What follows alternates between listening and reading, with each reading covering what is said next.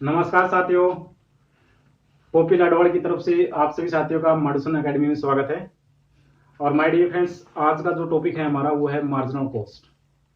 Marginal cost से पहले हमने टोटल कॉस्ट के अंदर डिस्कस किया है फिक्स कॉस्ट और variable cost.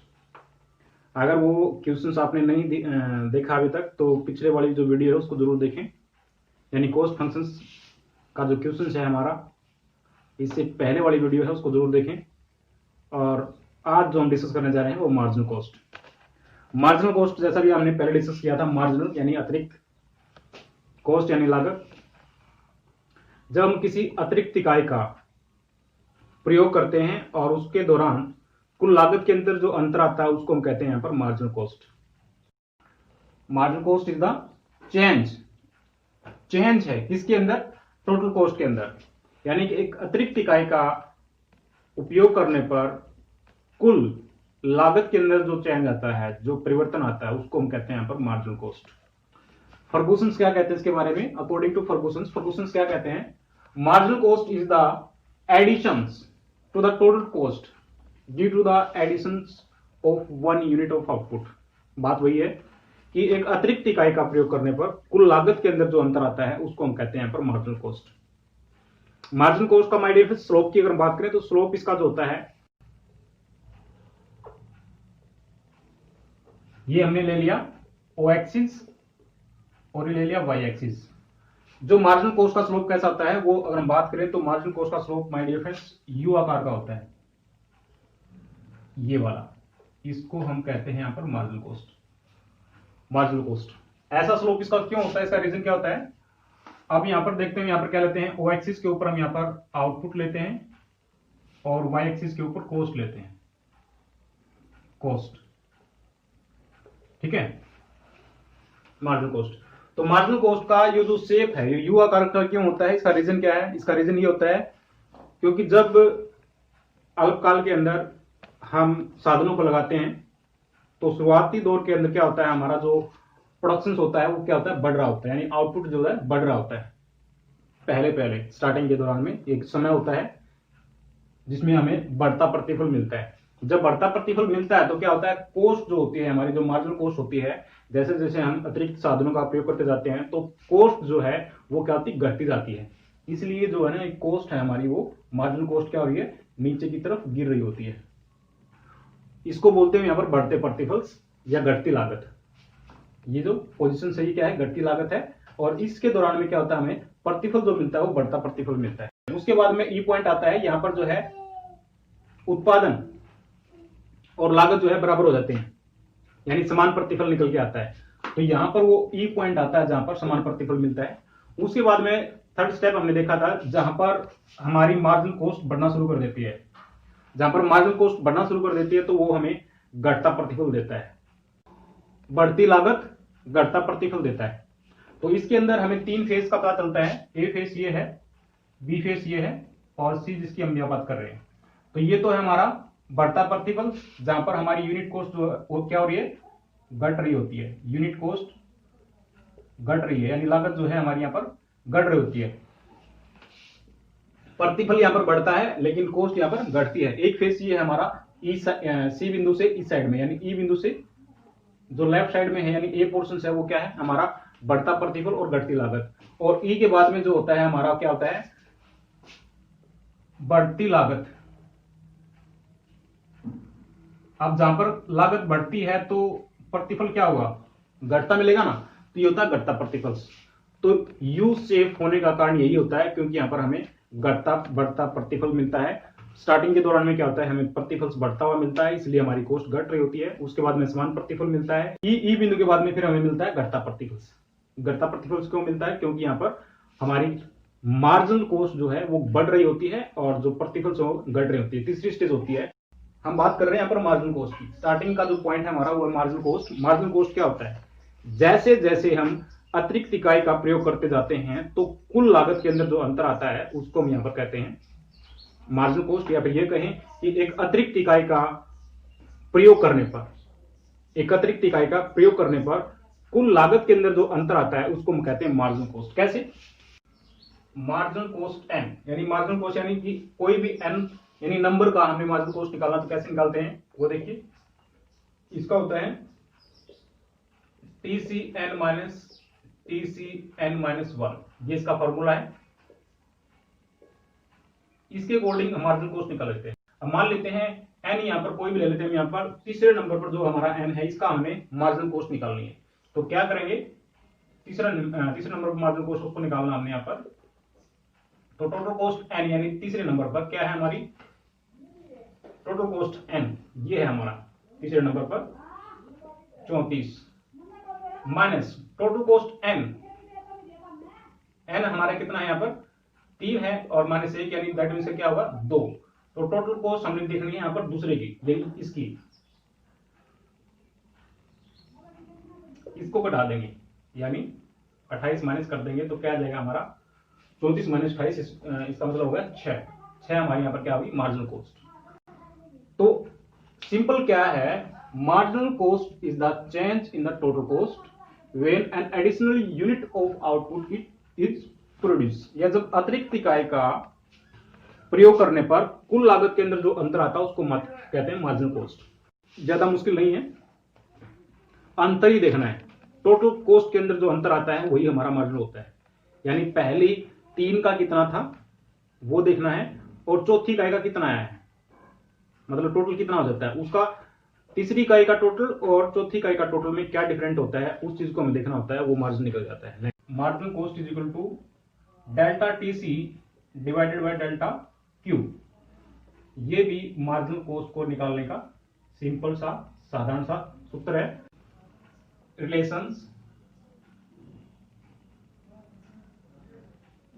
Relationship between average cost and marginal cost, ये रिलेशन देखते हैं पहले नंबर पर। O एक्सिस और ये हुआ Y एक्सिस, ये हुआ Y एक्सिस, और जो कॉस्ट है हमारी क्या मार्जिनल कॉस्ट का हमें पता है यू शेप के अंदर होती है। एक बात इसके अंदर और रह गई, यू शेप की जहां पर बात आती है तो तीनों कॉस्ट जो है, मार्जिनल कॉस्ट भी यू शेप में होती है, एवरेज टोटल कॉस्ट भी यू शेप के अंदर होती है, और एवरेज वेरिएबल कॉस्ट भी यू शेप के अंदर होती है। तो अभी हम डिस्कस करते हैं यहाँ पर रिलेशन करते हैं average cost and marginal cost के अंदर क्या रिलेशन होता है। ई बिंदु से पहले की बात करें तो क्या होता है इसके अंदर, जब एवरेज कॉस्ट गिर रही होती है तो क्या होता है मार्जिनल कॉस्ट भी गिर रही होती है, लेकिन जो गिरने की दर जो है वो एवरेज कॉस्ट की मार्जिनल कॉस्ट से ज्यादा होती है। यानी यहां पर ई बिंदु से पहले की बात अगर हम करें तो एवरेज कॉस्ट की गिरने की जो दर होती है वो मार्जिनल कॉस्ट से अधिक होती है ई बिंदु से पहले।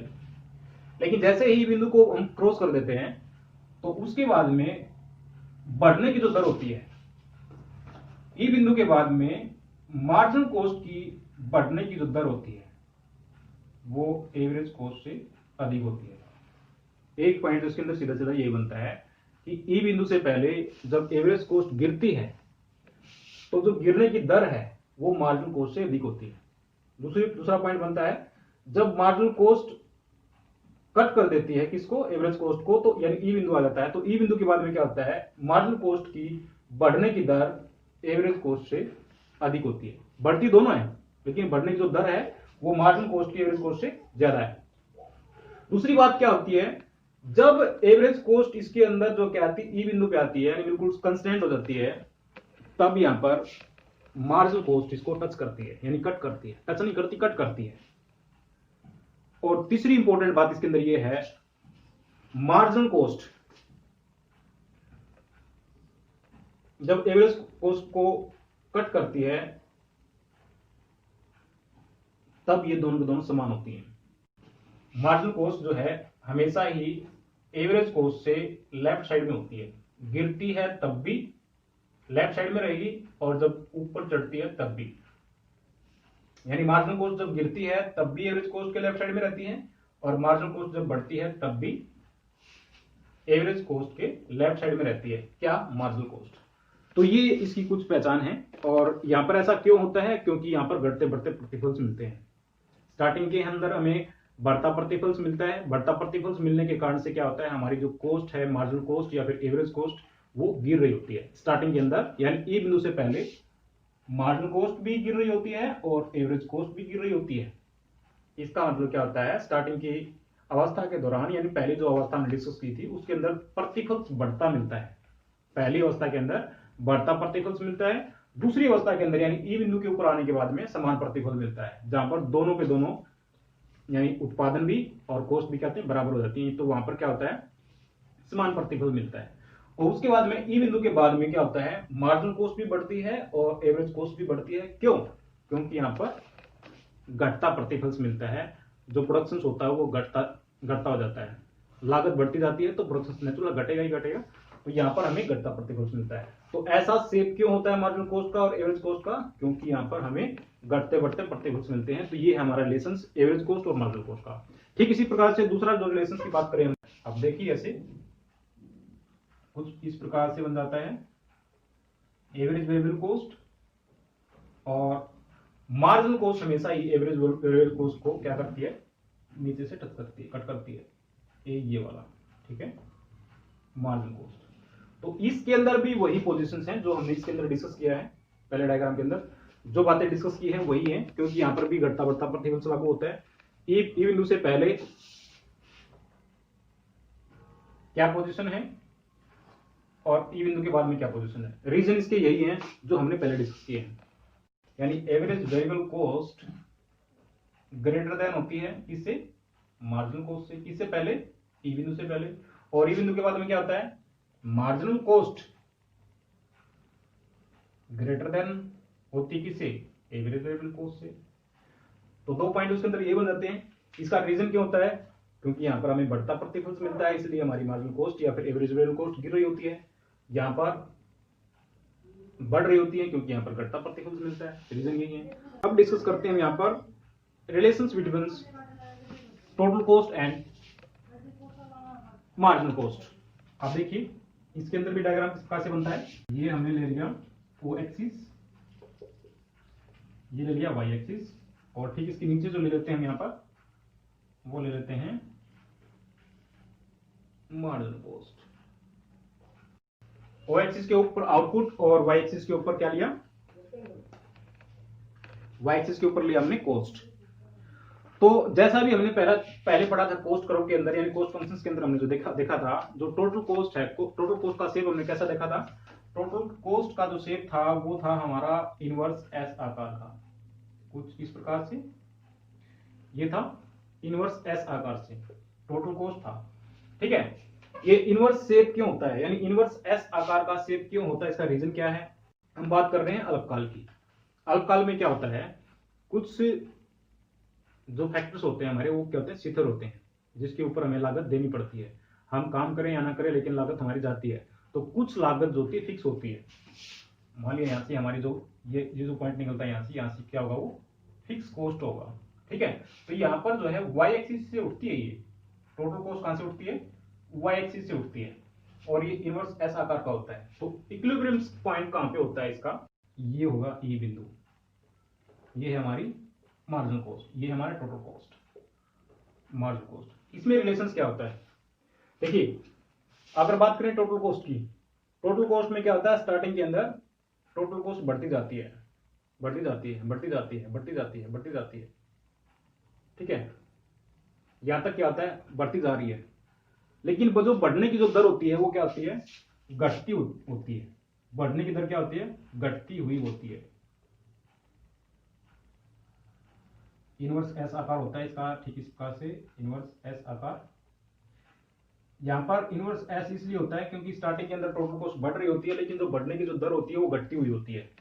ऐसा रीजन कारण क्या होता है इसका घटने की दर, क्योंकि यहाँ पर मार्जिनल कॉस्ट क्या होती है, इस दौरान में घट रही होती है, यानी इस अवस्था के अंदर, ये पहली अवस्था ही है, इस अवस्था के अंदर हमारी मार्जिनल कॉस्ट क्या हो रही है, गिर रही होती है, ठीक है। इसलिए क्या होता है, टोटल कॉस्ट हमारी बढ़ तो रही है, टोटल कॉस्ट बढ़ तो रही है, लेकिन जो बढ़ने की जो दर होती है ना वो क्या होती है, घटती जाती है। उसके बाद में क्या होता है, ई बिंदु आ जाता है यहाँ पर, ई बिंदु के बाद में क्या होता है, कंस्टेंट हो जाती है, यानी यहाँ पर टोटल कॉस्ट भी क्या होता है, कुछ शिथिल सी हो जाती है, रुक जाती है। ऐसा क्यों होता है, क्योंकि यहाँ पर मार्जिनल कॉस्ट भी रुक जाती है। ये कौन सी स्थिति होती है, यहाँ पर ये वो स्थिति होती है जहां पर समान प्रतिफल होता है, नहीं तो बढ़ता है नहीं घटता है, समान प्रतिफल होता है। उसके बाद में क्या होता है, ई बिंदु के बाद में मार्जिनल कॉस्ट फिर से क्या है कि घटने के बाद में रुक जाती है, रुकने के बाद में क्या होता है, बढ़ना शुरू कर देती है। अब बढ़ना शुरू कर देती है तो क्या होता है, टोटल कॉस्ट भी बढ़ना शुरू कर देती है। और ई बिंदु के बाद में टोटल कॉस्ट की जो बढ़ने की जो दर होती है वो बढ़ती हुई होती है, घटती नहीं, बढ़ती दर से बढ़ती है ई बिंदु के बाद में टोटल कॉस्ट। ई बिंदु से पहले बढ़ती तो है लेकिन घटती दर से बढ़ती है। ये इसके पॉइंट है, रिलेशन है टोटल कॉस्ट का और मार्जिनल कॉस्ट का। और उससे पहले हम डिस्कस किया एवरेज कॉस्ट और मार्जिनल कॉस्ट का रिलेशन, एवरेज वेरिएबल कॉस्ट का और मार्जिनल कॉस्ट का रिलेशन देखा और मार्जिनल कॉस्ट देखा। इसके बाद में जो हम डिस्कस करने जा रहे हैं, इसके बाद में जो टॉपिक जो डिस्कस करने जा रहे हैं हम लोग, वो होगा हमारा लॉन्ग रन के अंदर।